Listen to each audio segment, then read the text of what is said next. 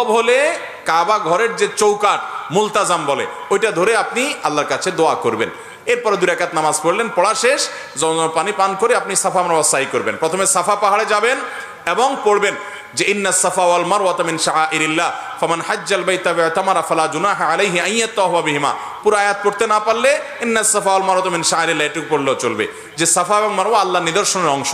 এরপর আপনি সাফা পাহাড়ে দাঁড়িয়ে লা ইলাহা ইল্লাল্লাহু ওয়াহদা আনজাযা ওয়াদা ওয়া নাসারা আবদা ওয়া হাজামাল আহজাবা ওয়াহদা এটা পড়বেন, এবং লা ইলাহা ইল্লাল্লাহু ওয়াহদাহু লা শারীকা লাহু লাহুল মুলকু ওয়া লাহুল হামদ ওয়া হুয়া আলা কুল্লি শাইইন কাদির এটা পড়বেন। এরপর আপনি কিবলার দিকে ফিরে 2 হাত তুলে ওই যে কাবা শরীফের দিকে ফিরে 2 হাত তুলে মন খুলে দোয়া করবেন। দোয়া কবুলের জায়গায় সাফা পাহাড়। সাফা পাহাড় থেকে নবী সাল্লাল্লাহু আলাইহি ওয়াসাল্লাম সর্বপ্রথম ইসলাম প্রকাশ্যে প্রচার শুরু করেছেন, সেই স্মৃতি বিজড়িত জায়গা। আপনি দোয়া করবেন। এটা ইব্রাহিম আলাইহিস সালাম এবং ইসমাঈল আলাইহিস সালাম এবং মা হাজারার স্মৃতি বিজড়িত জায়গা। যাই হোক, সাফা পাহাড়ে দোয়া করার পর এরপরে আবদাউ বিমা বাদা আল্লাহ হবি, আল্লাহ সাফার নাম আগে শুরু করছেন, তা আমি এখান থেকে সাই করা শুরু করছি। হেঁটে যাবেন হলো কোথায়? মারওয়ায়। মারওয়া যাইতে মাঝখানে 2টা সবুজ লাইটের জায়গা পড়বে, ওখানে পুরুষে একটু জোরে হাঁটবেন, বাস এটুকু। এবং এই সাইর সময় আপনি জিকির আজকার তাসবিহ তেলাওয়াত করতে পারেন। তওয়াফের সময় ওযু থাকতে হবে, সাইর সময় ওযু না থাকলেও হয়ে যাবে, কিন্তু ওযু থাকলে ভালো। এবং তওয়াফ সাইয়ের মধ্যে ওযু ছুটে যায়, ওযু করে এসে আবার যেখান থেকে ছুটছে ওখান থেকে আবার কন্টিনিউ করতে পারবেন। মারওয়া পাহাড়ে চলে গেলেন, সেখানে গিয়ে আবার ওই যে কাবার দিকে ফিরে সাফা পাহাড়ে যা যা করেছেন ঠিক একইভাবে সবগুলো করবেন এবং দোয়া করবেন।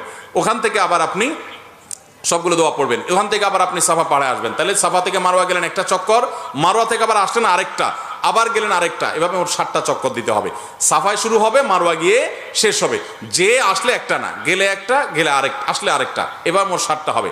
7 চক্কর শেষ, আপনার ওমরা শেষ। এরপরে পুরুষরা মাথা চুল চেঁচে ফেলবেন, না চাচতে পারলে পুরো মাথার চুল ছোট করতে হবে। 2-4টা সামান্য একটু ছোট করলে হবে না। মহিলারা তাদের মাথার চুলে সামান্য অল্প একটু ছোট করলে হবে।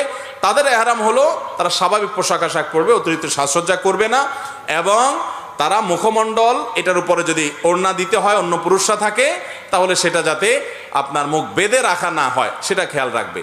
কাপড় টেনে রাখবে যাতে পরপুরুষরা না দেখতে পারে। আর কোথাও পরপুরুষ না থাকলে মুখ খোলা রাখবে এহরাম পরা অবস্থায়। আর এহরাম পরা অবস্থায় পুরুষরা সুগন্ধি ব্যবহার করবে না, সেলা আলা পোশাক পরবে না, আন্ডারওয়্যার পরবে না, মাথায় টুপি মাথা ঢাকবে না, এই সমস্ত কাজ করবে না। কোনো পশু পাখি এমনকি আপনার মশা টশা ইত্যাদিও মারবে না, যথাসম্ভব তাড়িয়ে দিবে। অর্থাৎ এক কথায় এহরাম পরা অবস্থায় নিষিদ্ধ কাজগুলো সব করবে না।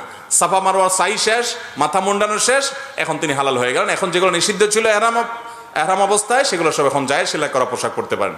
তার ওমরা শেষ হয়ে গেল। অত্যন্ত সহজ এবং খুব আপনার অল্প কয়েকটা আমল এর মাধ্যমে ওমরা সম্পন্ন করা যায়। আমরা যারা ওমরা করি নাই, আল্লাহ তাআলা আমাদেরকে জীবনে বারবার ওমরা করার তৌফিক দান করুন। আর যারা আগে একবার করেছে